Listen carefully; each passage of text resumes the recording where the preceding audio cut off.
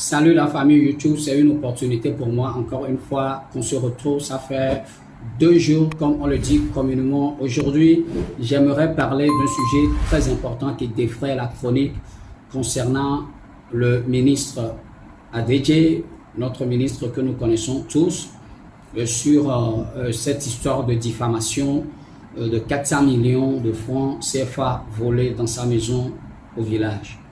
Avant de rentrer proprement dans le sujet, je prierai à tous mes amis de liker cet contenu qui est très important pour moi. Je pense que ce sera aussi important pour beaucoup de personnes. N'oublie pas de mettre la pouce bleue et n'oublie surtout pas de partager pour que nous puissions atteindre les 1000 abonnés. Je salue la famille de ma page YouTube, les anciens abonnés, les nouveaux abonnés. Je vous aime en crever, je vous aime toujours, je vous aimerai toujours parce que vous faites un très bon boulot en partageant mes contenus pour que d'autres personnes puissent être touchées, pour que nous soyons plus nombreux sur la page et pouvoir partager beaucoup de produits, que ce soit sur le plan social, sur le plan politique, sur le plan économique, sur le plan religieux, sur le plan spirituel, sur tant d'autres plans, moral, éthique, santé. C'est important pour l'homme de connaître toutes ces choses, d'être dans ces domaines, et ça permet à l'homme de pouvoir bien gérer sa vie comme on le voit aujourd'hui. Alors, ce sujet concerne l'arrestation de Loïc Longson et de Anani Sossou qui ont sorti des articles concernant le ministre Adedje, et ça l'a poussé à les convoquer à la justice pour les incarcérer. Il a continué à tenir sur sa plainte, il ne veut pas retirer sa plainte et cela défraie les chroniques de nos jours. Moi, j'aimerais poser une simple question à moi-même, à ma personnalité. En tant qu'homme de Dieu, est-ce que le ministre Adedje est dans son droit de convoquer les deux journalistes, Loïc Longson et Anani Sossou, pour être jugés et pour être déposés à la prison civile de Lomé? Je vais répondre à cette question en tant qu'homme de Dieu par un non, parce que je veux parler au ministre Adedje en tant qu'un frère en Christ, en tant qu'un ministre de Dieu, pas en tant qu'un ministre d'État communément, comme beaucoup de personnes le prennent, parce que moi aussi je suis dans le ministère. Nous allons d'abord parcourir quelques versets en tant qu'enfant de Dieu, parce que je vais lui parler en tant qu'homme de Dieu, je vais lui parler en tant qu'un grand frère dans le ministère, je ne vais pas lui parler en tant qu'un citoyen togolais. J'en viendrai à ce niveau aussi, mais le plus important pour moi, c'est que nous allions plutôt sur un terrain sur lequel lui et moi, nous pouvons nous comprendre mieux que quiconque. Alors, nous allons rentrer rapidement dans la parole de Dieu. Nous lisons la parole de Dieu dans le livre de Jean, chapitre 15, le verset 20. Nous allons voir ce que la parole de Dieu nous dit ici. Jean, chapitre 15, le verset 20. Et la parole de Dieu nous dit beaucoup de choses à cet endroit-là que nous allons lire tous. Jésus parlant à ses apôtres dit: souvenez-vous de la parole que je vous ai dite. Le serviteur n'est pas plus grand que son maître.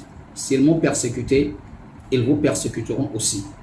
S'ils nous ont gardé ma parole, ils garderont aussi la vôtre. Alors Jésus, qui est en train de parler à ses apôtres, a dit: s'il s'est avéré que lui, Christ, le sauveur de ce monde, est persécuté, c'est-à-dire que le Christ est descendu sur terre pour nous sauver. Il a un ministère de son Père, Dieu.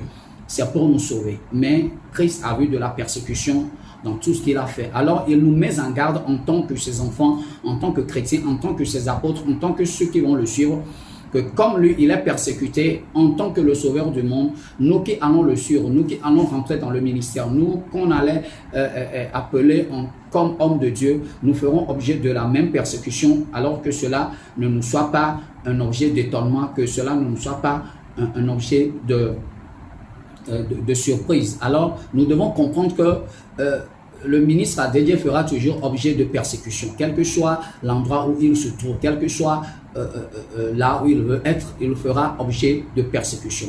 Je veux qu'il comprenne ce sujet aussi. Dans le livre de Matthieu, quand nous lisons le livre de Matthieu, nous allons encore rentrer dans la parole de Dieu, parce que moi je suis sur le terrain biblique, je ne suis pas encore sur le terrain citoyen togolais, j'en viendrai à ce niveau aussi. Nous lisons rapidement le livre de Matthieu chapitre 16, le verset 24.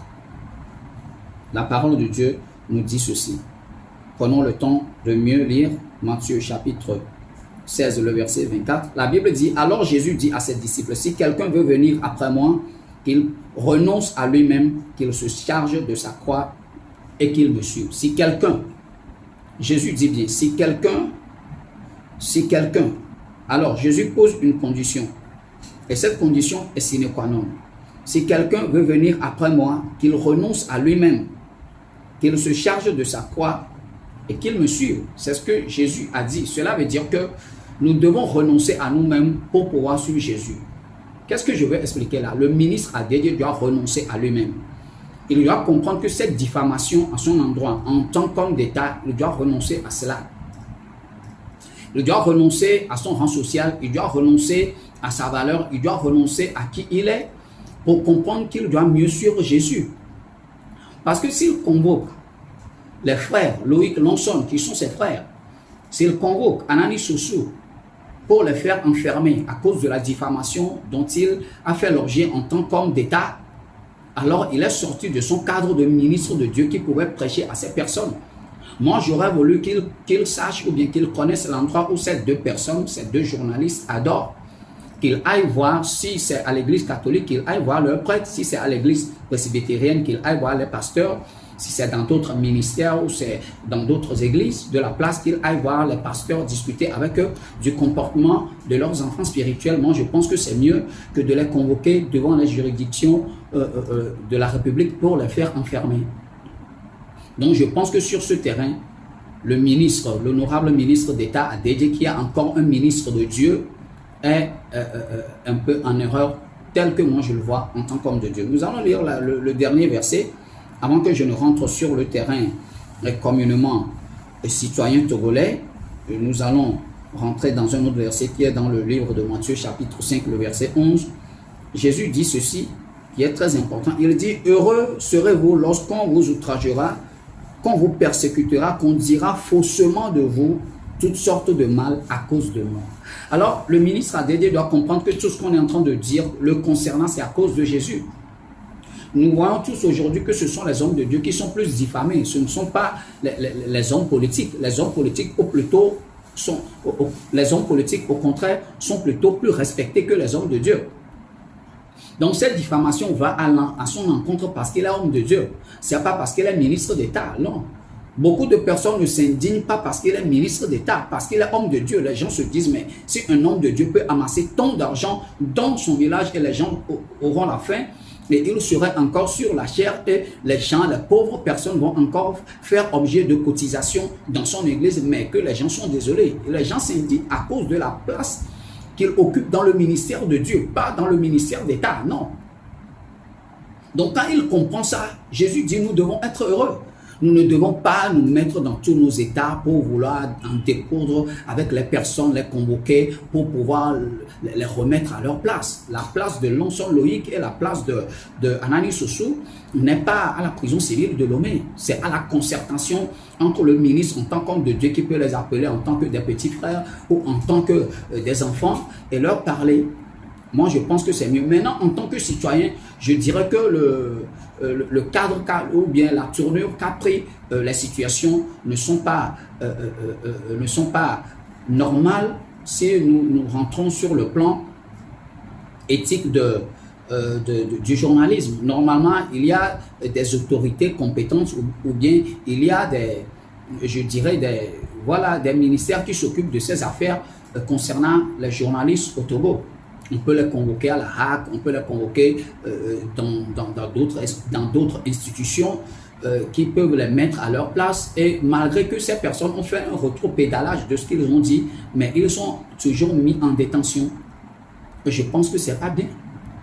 Moi, à mon humble avis, je pense que ce n'est pas bien. Donc, le ministre a dédié en tant qu'un grand frère dans le ministère de Dieu, en tant qu'un grand frère, en tant qu'homme d'État, doit revoir sa copie. Je pense que la plus meilleure chose qu'il doit faire, c'est de les pardonner, de les faire sortir de là. On n'a pas besoin de faire couler beaucoup d'encre avant qu'ils ne les sortent de là.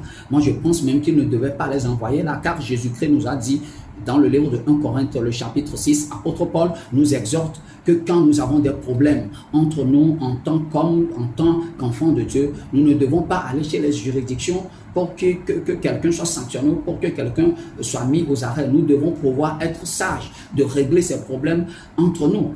Je pense que Anani Sossou et Loïc Lonson font objet aussi des religions.